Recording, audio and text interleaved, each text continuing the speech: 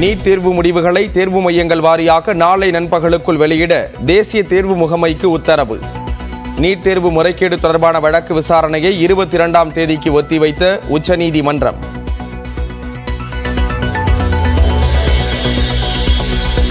NEET தேர்வுக்கான விண்ணப்ப கட்டணமாக 400 கோடி ரூபாய் வசூலித்துவிட்டு ரிக்ஷாவில் வினாத்தாட்களை அனுப்புவீர்களா? மத்திய அரசுக்கு உச்சநீதிமன்றம் கேள்வி.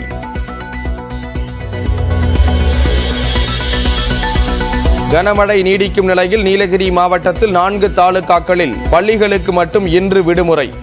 உதகை, குந்தா, கூடலூர், பந்தலூர் ஆகிய வட்டங்களில் விடுமுறை என ஆட்சியர் அறிவிப்பு.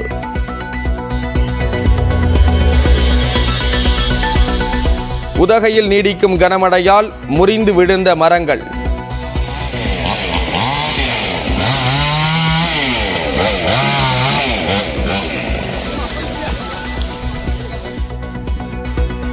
நொய்யல் ஆற்றில் கரை புரண்டு ஓடும் வெள்ளம்.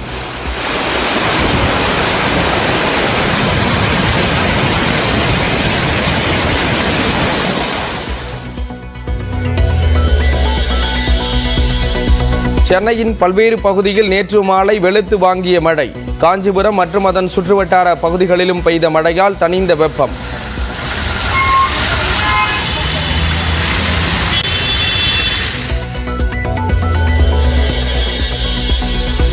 ஒகேனக்கலுக்கு காவிரி ஆற்றில் நீர்வரத்து 45,000 கனஅடியாக அதிகரிப்பு.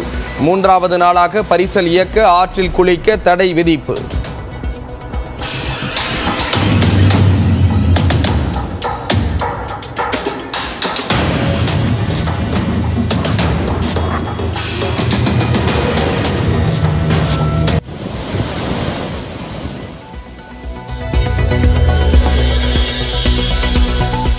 ஆம்ஸ்ட்ராங் கொலை வழக்கில் பிரபல ரவுடி சம்போ செந்திலை தேடும் காவல்துறை.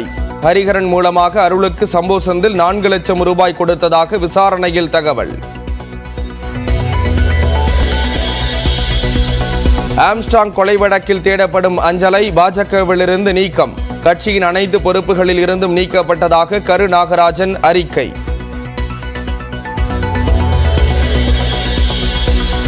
ஆம்ஸ்ட்ராங் கொலை வழக்கில் கைது செய்யப்பட்ட வழக்கறிஞர் மலர்கொடி அதிமுகவிலிருந்து நீக்கம்.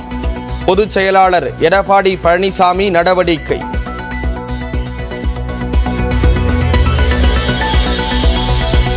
அமலாக்கத்துறை வழக்கிலிருந்து விடுவிக்க கோரிய செந்தில் பாலாஜியின் மனுவை தள்ளுபடி செய்தது சென்னை அமர்வு நீதிமன்றம். காணொலியில் ஆஜர்படுத்தப்பட்டவரின் காவல் 48வது முறையாக நீடிப்பு. கடலூரில் ஒரே குடும்பத்தைச் சேர்ந்த 3 எரித்து கொல்லப்பட்ட வழக்கு. 2 கைது செய்து தனிப்படை காவல்துறை விசாரணை. சென்னையில் கழிவுநீர் இணைப்பை கட்டாயமாக்குதல் உள்ளிட்ட 4 சட்டத்திருத்த மசோதாக்களுக்கு ஆளுநர் RN ரவி ஒப்புதல். சென்னை மாநகர காவல் சட்டத்தை மதுரை, கோயம்புத்தூர், நெல்லை, திருச்சியிலும் அமல்படுத்த அனுமதி. TNPSC நடத்தும் குரூப் 2 மற்றும் குரூப் 2A போட்டித் தேர்வுகளுக்கு விண்ணப்பிக்க இன்றே கடைசி நாள். ஜூலை 24 முதல் 26 வரை விண்ணப்பங்களில் திருத்தம் செய்யலாம்.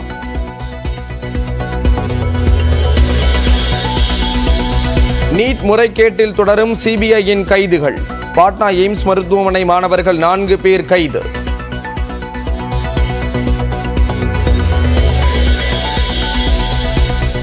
கோவை பீலமேடு அவினாசி சாலையில் பள்ளி மாணவன் ஓட்டி வந்த கார் மோதி வடமாநில தொழிலாளி உயிரிழப்பு. காரும் தீப்பற்றி எரிந்த நிலையில் மாணவன் காயங்களுடன் மீட்பு.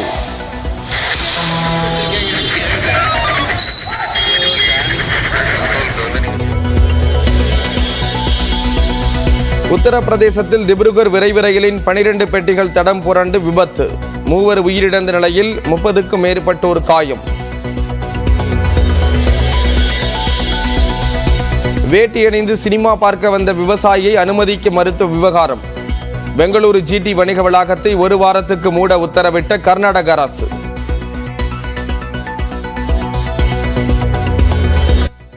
மாணவர்களிடம் 400 கோடி ரூபாய் வசூலித்துவிட்டு நீட் வினாத்தாளை ரிக்ஷாவில் தான் அனுப்புவீர்களா என தேசிய தேர்வு முகமைக்கு உச்சநீதிமன்றம் சரமாரியாக கேள்வி எழுப்பியுள்ளது. மேலும் தேர்வுக்கு 45 நிமிடங்களுக்கு முன்பாகத்தான் வினாத்தாள் கசிந்தது என்ற மத்திய அரசின் வாதம் நம்பும்படியாக இல்லை என்றும் தெரிவித்திருக்கிறது.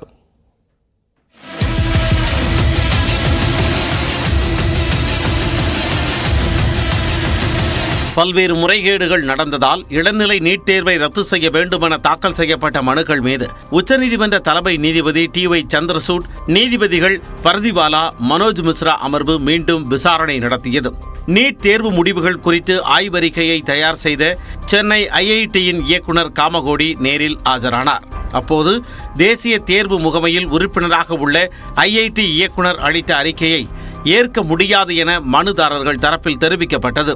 ஆனால் அறிக்கையை தயார் செய்த IIT இயக்குனர் தேசிய தேர்வு முகமையின் உறுப்பினராக இல்லை என மத்திய அரசு தரப்பில் விளக்கம் அளிக்கப்பட்டது.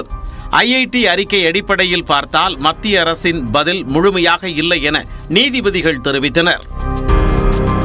இதையடுத்து வினாத்தாளை அனுப்பியதில் கவனக்குறைவுடன் செயல்பட்டுள்ளதாகவும் 6 நாட்கள் வரை தனியார் கொரியர் நிறுவனத்திடம் வினாத்தாள் இருந்ததாகவும் ஜார்க்கண்டில் ரிக்ஷா மூலம் வினாத்தாள் எடுத்துச் செல்லப்பட்டதாகவும் மனுதாரர்கள் தரப்பில் குற்றம் சாட்டப்பட்டது.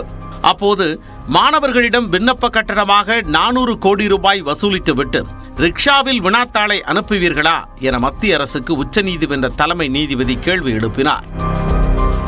பின்னர் வினாத்தாள் கசிவு குறித்து விளக்கம் அளித்த மத்திய அரசு தரப்பு, ஜார்க்கண்ட் மாநிலம் ஹசாரிபாக் மையத்தில் மட்டும் தேர்வு நடைபெற்ற மே 5ஆம் தேதி வினாத்தாள் கசிந்ததாக தெரிவித்தது. ஆனால் வினாத்தாள் கசிந்தது, அதற்கான விடைகளை தயார் செய்தது, அவற்றை மாணவர்களுக்கு விநியோகித்தது, பின்னர் மாணவர்கள் விடைகளை மனப்பாடம் செய்தது என அனைத்தும் 45 நிமிடங்களுக்குள் நடந்தது என்பது ஏற்க முடியாத வகையில் இருப்பதாக தலைமை நீதிபதி கருத்து தெரிவித்தார். அதற்கு பதிலளித்த சொலிசிட்டர் ஜெனரல் துஷார் மேத்தா 7 பேர் கொண்ட கும்பல் வினாக்களை பிரித்து விடைகளை கண்டுபிடித்ததாக குறிப்பிட்டார். ஆனால் தேர்வுக்கு முதல் நாளே வினாத்தாள் கசிந்தது என பீகார் காவல்துறையின் முதல் தகவல் அறிக்கையில் இருப்பதாக மனுதாரர் தரப்பு சுட்டிக்காட்டியது. வினாத்தாள் பல இடங்களுக்கு பரவியதற்கான உறுதியான ஆதாரங்களை வழங்காதவரை நீட் தேர்வை ரத்து செய்ய முடியாது என தெரிவித்த நீதிபதிகள் பீகார் காவல்துறையின் விசாரணை அறிக்கையை தாக்கல் செய்ய உத்தரவிட்டனர்.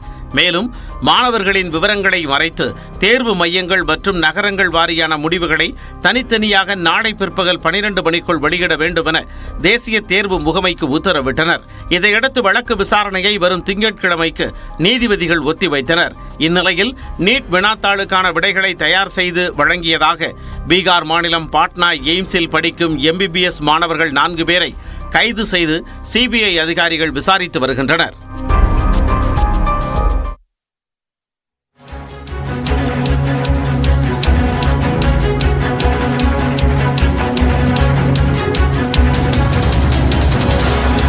சென்னை, காஞ்சிபுரம், திருவள்ளூர் உள்ளிட்ட 8 மாவட்டங்களில் அடுத்த 3 மணி நேரம் மழைக்கு வாய்ப்பு இருப்பதாக வானிலை மையம் தெரிவித்திருக்கிறது.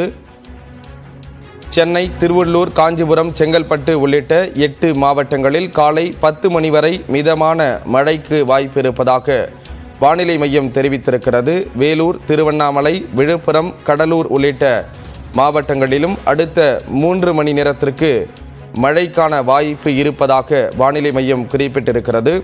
நேற்று மாலை முதலே சென்னையின் பல்வேறு பகுதிகளில் லேசான மழை பெய்த நிலையில் காஞ்சிபுரம் மற்றும் அதன் சுற்றுவட்டார பகுதிகளிலும் மழை பொழிவை காண முடிந்தது. இந்த நிலையில் அடுத்த 3 மணி நேரத்திற்கான வானிலை அறிவிப்பை வானிலை மையம் வெளியிட்டிருக்கிறது. அதன்படி சென்னை, திருவள்ளூர் உள்ளிட்ட 8 மாவட்டங்களில் அடுத்த 3 மணி நேரத்திற்கு மழைக்கான வாய்ப்பு இருப்பதாக அறிவித்திருக்கிறது.